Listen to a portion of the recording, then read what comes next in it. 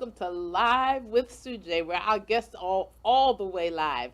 And we're so excited, ignited, and delighted to have you with us. But I'm also excited for my first show to have as our guest the iconic, the inimitable Vera Moore of Vera Moore Cosmetics. Welcome. Oh, thank you so much, Dr. Sujay, for having me here. You know what? This is fantastic. This is your first show, and I'm your first guest. I'm honored. Thank Well, you. I'm honored to have you. I mean, we've been friends across the decades. We're usually not on the same stage at the same time because we're working, which is Right. a good thing. We're getting the calls. And so, what is one of the latest things that's happening with you? Well, I'm getting ready to go away this weekend for a conference in Fort Lauderdale, uh, Women of Color. Women of Color Empowering Institute. That's I want to get that acronym right. I'm very excited about that. And the theme that I will be talking about is about fear and challenges. I love it. So So- I'm just getting back from Rome, Italy, Whoa. and I've been in a room with international religious freedom, which was my subject as ambassador. But again, it's about empowering, it's about helping free people. And so we've been on the same wavelength for years. Now you are the CEO and president of Vera Moore Cosmetics. Yes. Tell us what Vera Moore Cosmetics is all about.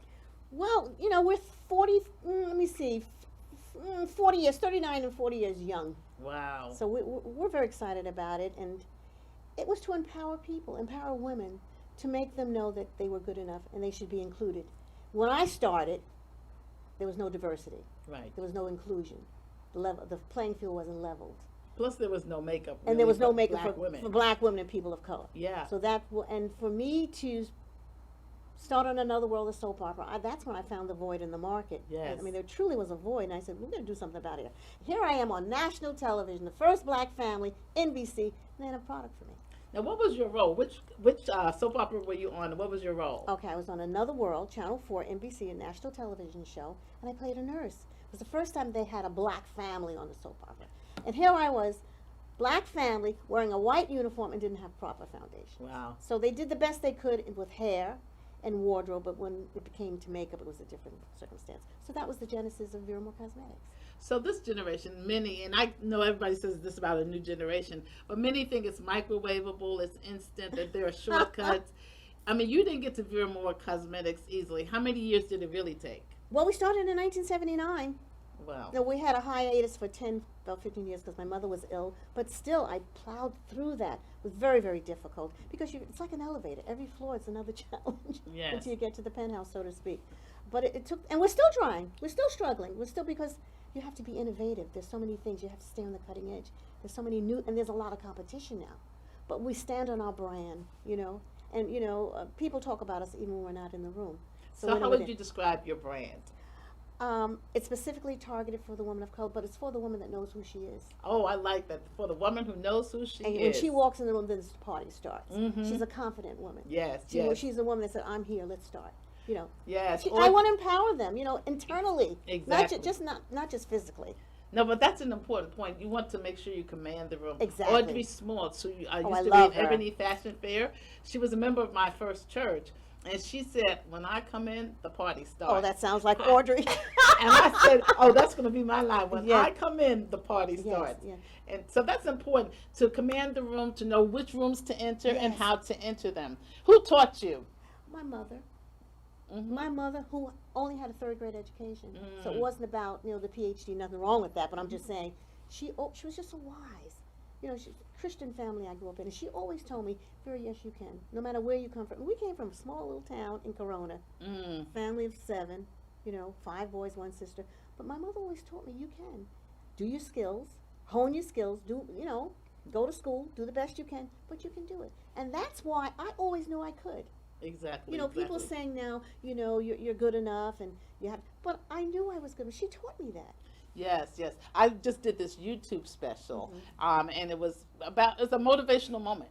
And I just talked about our ancestors, but specifically my mother. I always wear her beads when I'm traveling. These were her pearls and her ring. And I always like to have her with me. But she also taught me. She was elegant. She was Yes. gracious. when she walked in the room, and she was petite, she was about a size 10 Oh. and short, but when she walked in, Mrs. Johnson arrived. Yeah. And so I remember walking by her one day, and I had these raggedy jeans. This was before they had the jeans that they're cutting now with all the drags. Ugh. But I had these raggedy jeans, and she was like, "Where are you going?" Mhm. Basically, you are not walking beside Mhm, me. mhm. And it really helped me put me in check. So what were some of the lessons you learned from your mother? Well, I'll tell you one thing that's really funny. She'd make us sit up straight. Sit up straight, girl. Yes. And just that old-fashioned way. She was born in Georgia. Sit up straight and speak well. Yes. Don't be afraid. Look a person in the eye. Yes. She would tell us that. Look, I'm talking to you. Exactly. Are you hearing me? Are you listening? Exactly. Sit up straight. It was always sit up straight. She always wanted you to be proud of who you are Yes. in her yes, way. Yes. And as I said, and my father was the same way. He was the deacon of the church, Mhm. and he couldn't read or write. He learned to read from the Bible. Wow. He Wow. was a porter. So those skills, that foundation always stayed with me. Exactly. So my mother was not only about speaking well from my mouth, but speak well of others. Of course. So every Sunday we would come to her house around her table. She was the matriarch not only of our family but our community, and she would not allow gossip at the table. Amen. Amen. She was like, "Nope. Mm-mm. In this house, we're going to speak well of people. At my table, while you eat my chicken and my ribs, you're going to speak well." Yes. And it really helped me a lot because I don't allow gossip in my life either. Speak well of people, Yes. or don't say anything at all. Exactly. So now, what is Vera Moore Cosmetics working on at this time? What's your newest? Well, we were in several stores, a major market, and they closed. So now we had to pivot, and we're on VeraMoreCosmetics.com. We pivoted online. So we've launched some new products, and we're very excited about them. So you were in, but you were in drugstores Yeah. because I used to stop by. Was it Dwayne Reed? It was Dwayne Reed and Walgreens. I was there for 11 years. And you were at Macy's. I was also in Macy's for a year. So And let's we had talk- our own store. We had a store in Green Acres Mall for 25 years. Wow. We integrated Green Acres Mall. It's amazing. Yeah. So a lot of people don't talk about failing your way to success. Amen. What was one of your biggest failures, and what was one of your biggest highlights? Well, I think one of my biggest failures, but I learned a lot from it. Mm-hmm. I was all over the place. I wasn't focused. Say that one more time. I was all over the place. I wasn't focused, and I Mhm. didn't have a business plan. Okay. You gotta have it. Have to have I mean, it. I gotta be honest now, because everybody's listening. Right. I didn't have one, Okay. but I got one sooner or later. Yes. But thank God I made it through. Mm-hmm. But you have to have that roadmap for success, Yes. and you don't have to be all over the place. Stay focused. Figure out your target audience. Mm-hmm. And decide this is who you're catering to. That was a bit. But my success was just having the guts to go into Green. That was my biggest. Having the guts. the guts, the grit Oh, the guts. to go into Green Acres Mall. First time in the history of Green Acres Mall. Never had a black tenant. Wow. And where did you get the audacity, Vera, to go into the mall and sit at the table with all these white men and say, I need to be here. I live in Laurelton. I shop here. I spend my money here. I need to be here. And I did. So you had the guts, the grits, I call the gravitas, Then, well, and now you have the graciousness. Well. Because every time I see you, you're always generous and you're sharing, and you're always making sure others have, and you come brightly into the room. I mean, there's always a smile. I've never seen you cross. So if you had to do the formula for success, and you had to say A plus B plus C equals success, what's your A, what's your B, what's your C? well, you got to have a plan. Okay, the plan. You got to have the plan, and you got to know the culture. Know the culture? You got to nurture it. Yes. And well, that's more than ABC, but you got to be consistent. Okay, I That's like it. that. Okay. That's it. I don't know if that's the right, Consistency- but no, yes. that's good because you have the B for business plan, the Mhm. C for culture and consistency, and so the A is to have it brings you access. Yes, yes. And that puts you at the table. So you're not asking for a seat at the table. You have a seat at the table. Yes, but then you have to bring other people too. Let's talk about that. Sharing. I got that from my mom. Yes, yes. So Yeah. when you get there, it's wonderful to be there. Celebrate the fact that they're another C, but then bring others along, another B. So who do people say, I appreciate you? Do you have the thank yous that come for the doors you've opened? Not initially. No. Mm-hmm. But that's okay because you're not there for that. Yes. I think you're there to do what you're supposed to do, what God has put in your heart to do, that He's allowed you to do. I don't know anything else but share. Sometimes I think I share to a fault. Mm. Like No, you. Yeah, But exactly. it's really not to a fault because you're supposed to do it. But I'm saying sometimes you don't always get the but you're not looking for the thank you. You're doing it because you know you want to have a legacy, not just for me and my daughter Yes. as well, but for your children, to show that you can. Yes, you can. And that's why you get your foot in the door. That's why in Green Acres Mall, if I may tell you very quickly, Yes. they promised me the first floor. And I mortgaged my home to do that. Mm. Now, I'm not suggesting anybody Let's do that talk now. about that. You mortgaged your home to get a seat at the table in Green In Acres Green Acres Mall. Mall, yeah. So people think it's easy. So they No. promised you the first floor. What happened? They promised me the first floor. They had 3 years because they were renovating. Mm-hmm. And I didn't get the first floor. So I don't know, maybe they thought that would be a deterrent. Maybe she's not coming in. Because remember I said there's no diversity, no inclusion. So I Right. don't know what their real feelings were about. I'm Mm. telling you, like, can I just Yeah, speak sure. candidly here? You can speak candidly. That's All right, another so I seat. said that's not going to be. Oh. I like alliteration. So celebration, candidness. Let's Mhm. talk about so it. I didn't know if that was going to be a deterrent. Mm-hmm. They said, well, now we don't have anything else, but all we have on the second floor is a food court.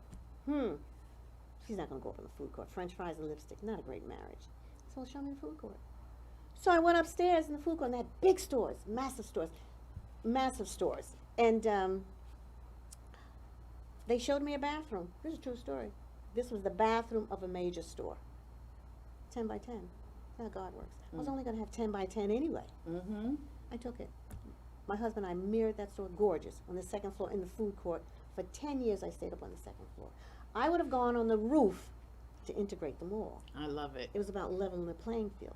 It was about opening the door, Mm-hmm. sitting at the table, making an opportunity for someone to follow me. Yes. So that's why I took it upstairs for 10 And years. people came to the food court and they came to this And they very- passed by. Some kept going, and some was, oh my God, how'd you get in here, Vera? You know, and Yes. you also have to have a mindset of you can, because some people think, Vera, now come on, girl, how you going to get in Green Acres Mall? You know there ain't no black people in that mall. Mm. Well, somebody has to be a trailblazer. Someone has to be a the first. trailblazer. Yes. Tell that to Harriet Tubman, okay? She shoots you. Exactly. Exactly.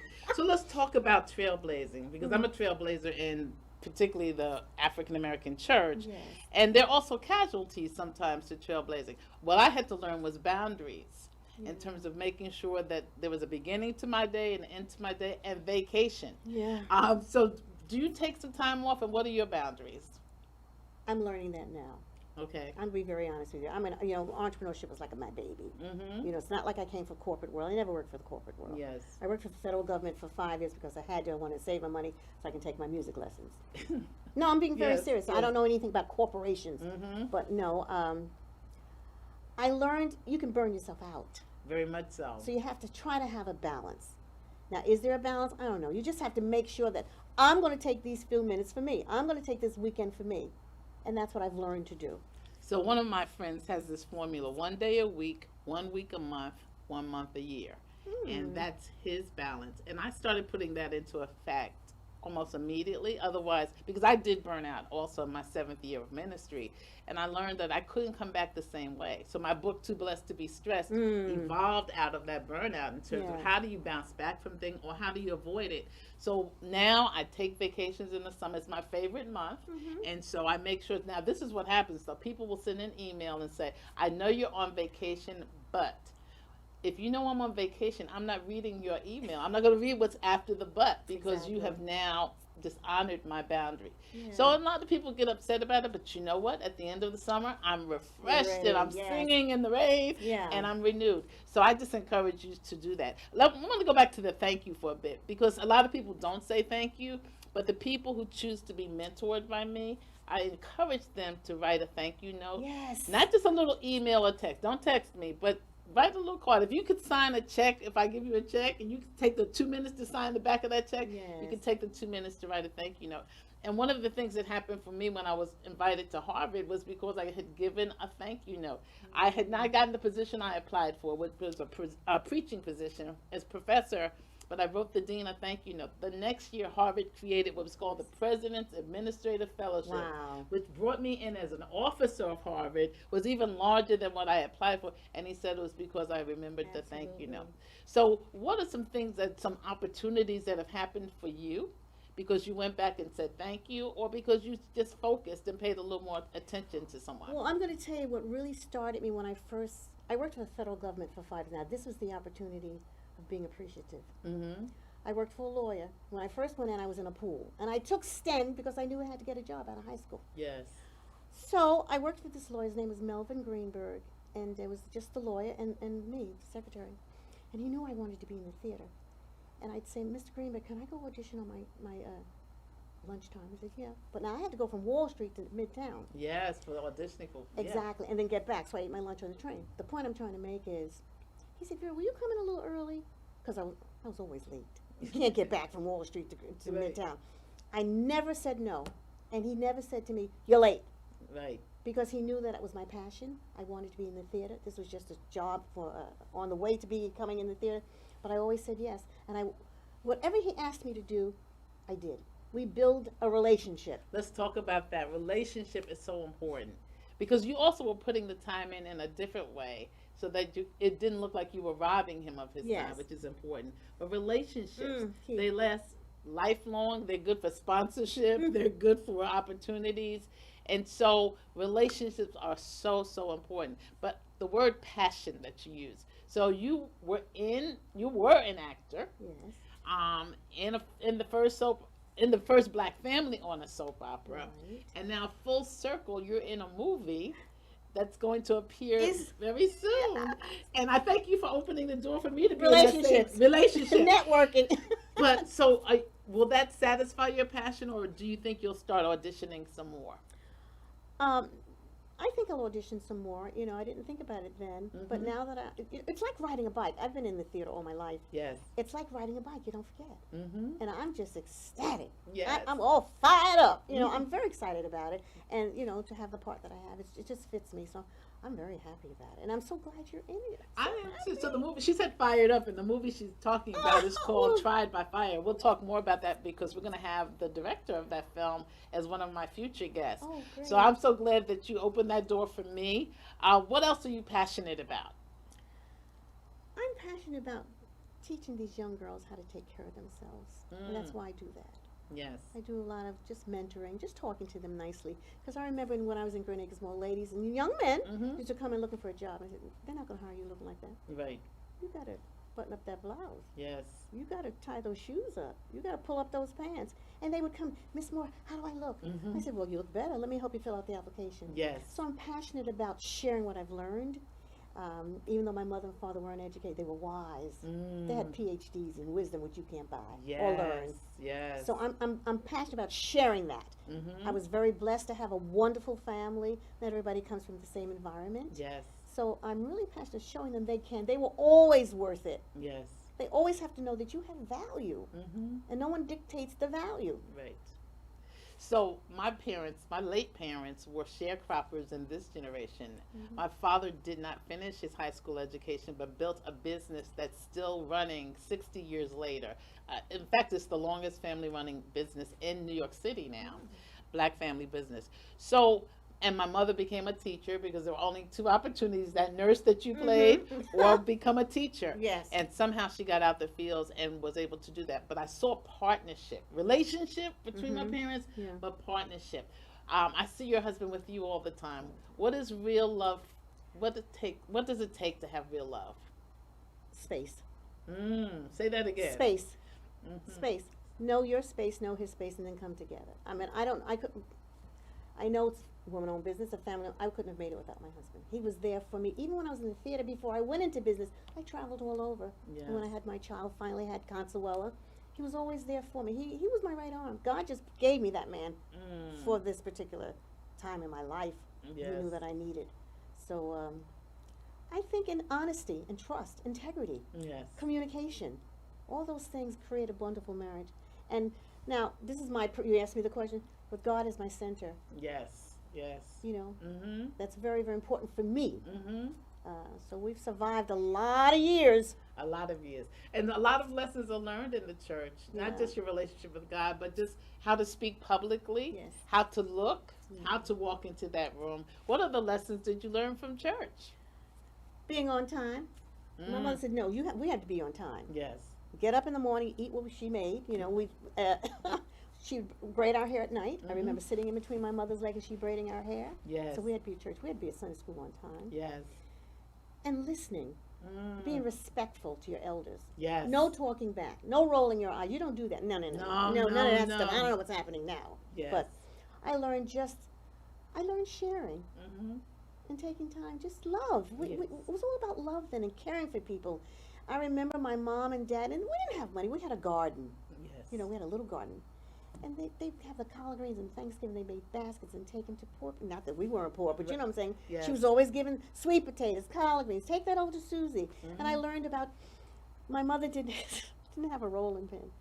Go next door and get a rolling pin so I can do these bits. I learned a lot Yes, yes. about not being afraid to open up Mm-hmm. to people. Not everybody, but you have to not be afraid to open up to people that care. And you have to care about people. You really do. You really do. I'm in the village of Sag Harbor, which you know, and you've been there. And so I love our elders. I've been doing a series actually on our elders, a kind of a toast to our elders, because I love the wisdom. I love that they made it to where they are. And so I like to sit at their feet and listen and not talk all the time.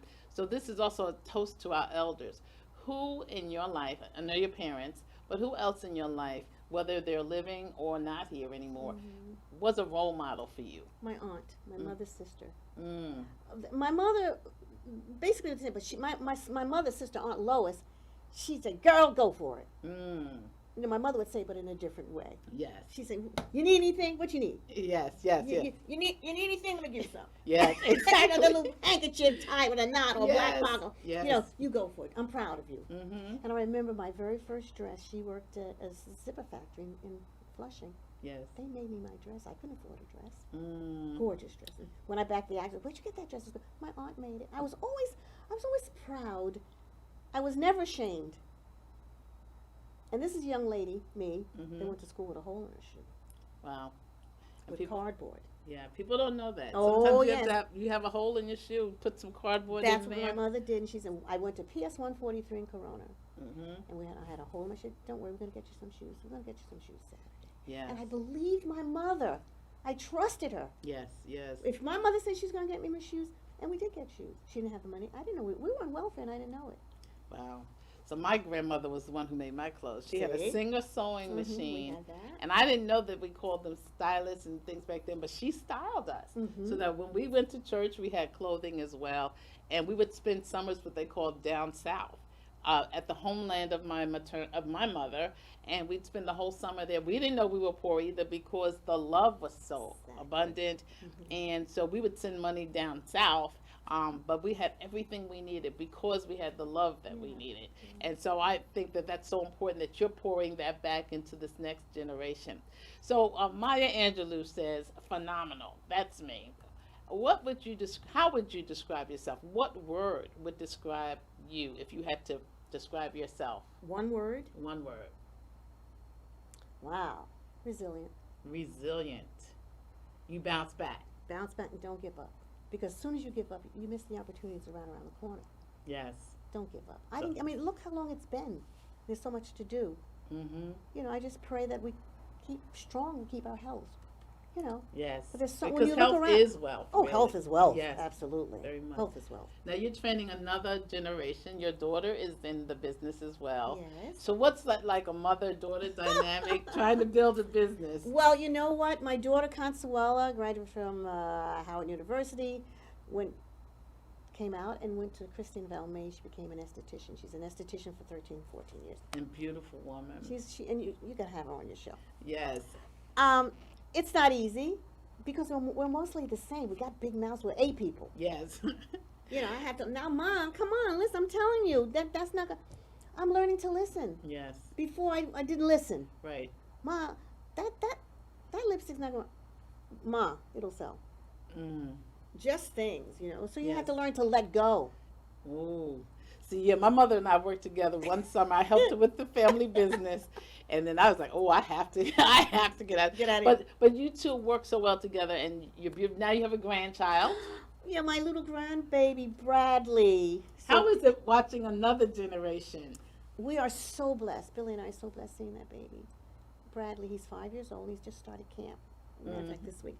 So we're excited. Now I see Consuela how she's raising. Even though she gave me a little flack sometimes, she's doing what I told her to do. Oh yes, oh yes. You know, the same phrases, same everything. thing, everything. Now you know you're not supposed to do that. I say, Consuela, you know you're not supposed to. Same thing. Yes. So you see. So if you stand, you know, do the right thing. Mm-hmm. Be courageous. It'll repeat itself. This is a legacy. So America needs to do the right thing in many areas. What would be a word you would say for the healing of America? What would you say? Ugh. Value the people that help build this country. Say that again. Value the people who That help. help build this country. Mm-hmm. Open up the doors. Seriously, I mean, we talk a good talk, but if you really want to know, they have to know who we are and what we've done. You know, appreciate us. Some people have said, you know, we love the country. Do you love us back? Mm. I mean, that's kind of heavy, but you That- understand what I'm saying. So love. We need to. Yeah, we need to love. Well, value is love. When you Mhm. value somebody, you love them. Mm. So I think and it's coming, you know, but I get tired of saying I'm the first. Yeah. For The- Pete's sake, this is 22. Yeah. Yeah. You understand what I'm saying? All right, I was the first in Great Acres Mall. That's what I mean. I understand. And it's fear.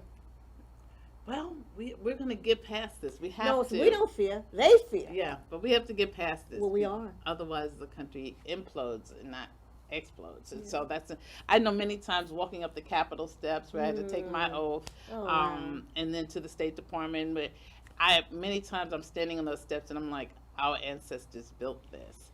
And so there's a love and there's a fear at the same time. You're like, wow, we haven't really come as far since the people were on their knees banging and building these steps. But there's a word of hope always. Yeah. So this show and the series is about Black women leaders. Mhm. What would you say to Black women leaders? What's your word to them as we prepare to close this show? I tell them, go for it. Say it again. Go for it. Really, I just mean that, you know, it's as simple as I can say it. I can say, you know, you got to hone your skills. I know you got to be prepared. When you step up there, you got to, but don't be afraid. Be unstoppable. Be fearless. And go in a room that you're not familiar with. Don't be afraid to go someplace that you don't know. Just sit there and learn. I've been many places that I didn't know. And I learn. walked into the room, didn't know what they were talking about, but I wanted to, and I sat there and I listened. Be a good listener. I love it. Well, we thank you for being a good listener today and being with us. This is Live with Sujay, and the series is on Black women leaders. My first guest has been the inimitable Vera Moore of Vera Moore Cosmetics, the CEO of Found. But most of all, she's my friend. And we thank her last word was to listen, and we thank you for listening. Take care.